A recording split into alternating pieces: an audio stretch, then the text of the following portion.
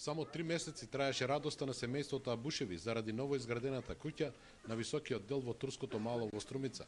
Синоќа околу 3 часот од силниот дожд, од ридот кој се издигнува над нивната куќа, се строполија камења и песок, затрпувајќи ја куќата до покривот.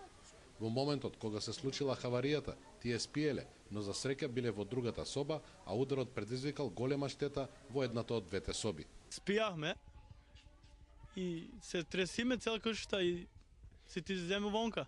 Значи за беме унатре може поголем штета да бише и за нас.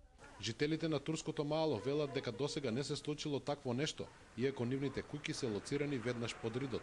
Додаваат дека сега имаат голем проблем и се загрижени за својата безбедност.